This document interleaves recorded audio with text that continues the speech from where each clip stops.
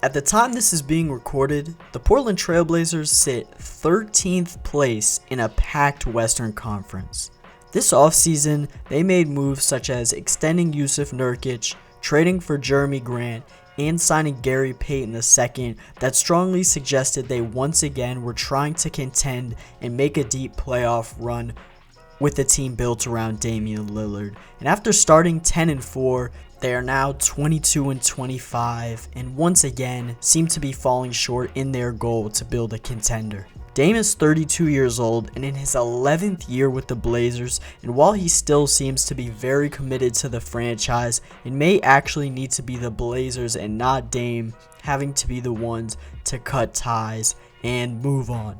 The Portland Trailblazers, in my opinion, have needed to for a while, but after this last attempt to contend, it seems even more apparent they should blow it up and build around Anthony Simons and Shaedon Sharpe and really start a rebuild here.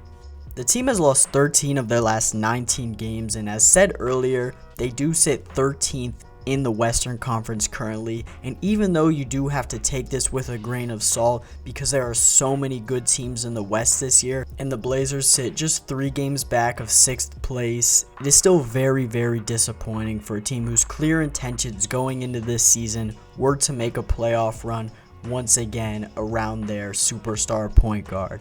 Lillard is 32, like I said, and this season he is still putting up really good numbers. He's played 35 games this season, is averaging 29 points, 4 boards, and 7 assists on an impressive 62.7% true shooting, and he's played 35 minutes a night, played 35 games this season for the Blazers. And their big addition this offseason, Jeremy Grant, has also been great for them up to this point, putting up 21 points per game on 61% true shooting, and as we know, he's also a very impressive perimeter defender.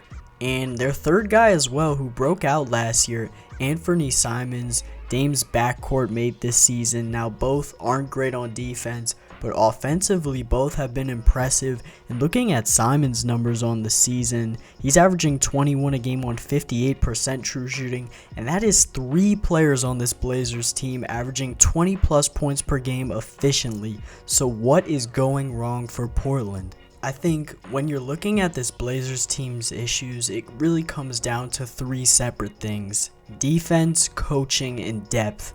Those are the 3 concerns with this Portland Trailblazers team. Starting with the defensive concerns, Jusuf Nurkic is not the best anchor for your defense, as well as Damian Lillard and Anthony Simons, both definitely not being good defenders, and that being your backcourt.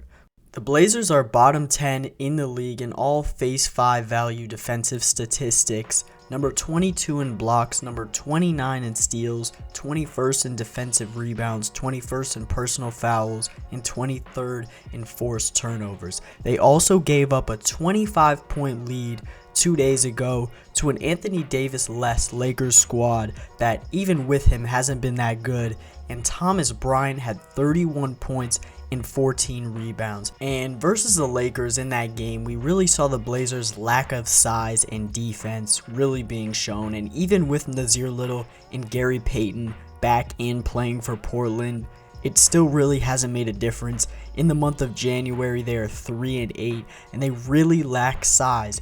Nurkic is their biggest player, and he's not great on defense. Drew Eubanks is the backup center, who is outplaying Nurkic, but he's only 6'9", and those 2 guys are the Blazers' only 2 players above 6'8", which in today's NBA is unacceptable, especially when you're running a backcourt of 2 guys who are undersized and aren't very good defenders. You need size to make up for that, and they clearly don't have that, as well as not having a real rim protector when those guys are beat off the dribble to make up for that lack of defense. And even if they do make a trade for a role player along the fringes, or a good role player, as they have made in the past, a guy like Robert Covington, Larry Nance, Norman Powell, all guys they have tried to add at the deadline, it's very clear this team isn't a good role player away from being a contender. And as for another concern with this team, coaching. Chauncey Billups is a first-time NBA head coach in his 2nd season now, and it's clear he's still making mistakes and learning on the fly how to be a coach in this league.